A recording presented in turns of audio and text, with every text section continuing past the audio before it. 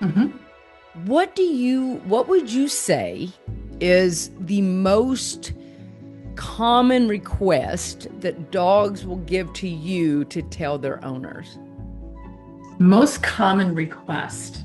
Well, you had asked me earlier, what is the most common questions that humans ask their I animals? did, And I and then would I just say, changed my, and then I yeah, and just then you totally changed it changed it up. Well, around, I'll didn't answer I? that question first.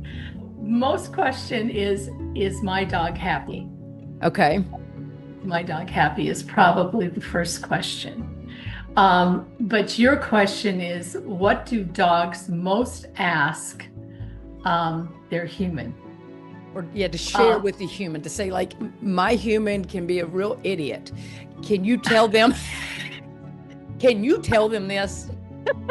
okay. Well, yes, I love that you asked this question because the most common thing that dogs tell me is please tell my mom and dad that I really love them. Oh wow.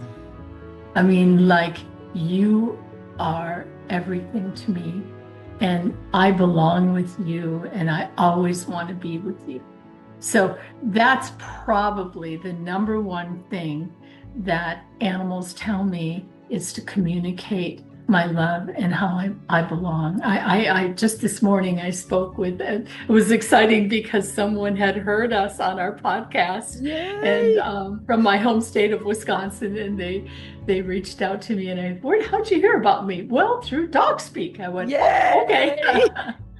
And both of the two animals, a dog and a cat that I spoke to, both said, I belong here. I belong here. And don't even get me started about soul contracts because we were talking about cars, but animals, when you have a dog that is like you are my heart, you are my heart. I can tell you there's probably a pre-birth, not just the dog's pre-birth, but your pre-birth too, that says, I'm gonna come to you when you need me most.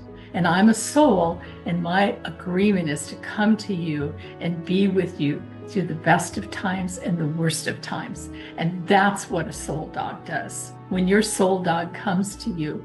And so when that gets communicated, it's like, and when those dogs leave us, those are the ones that create this giant, big black hole in us. Like, I didn't even know how important they were to me until, I mean, I thought I knew, but now I really know. Yeah. And so that loss is so very, very difficult.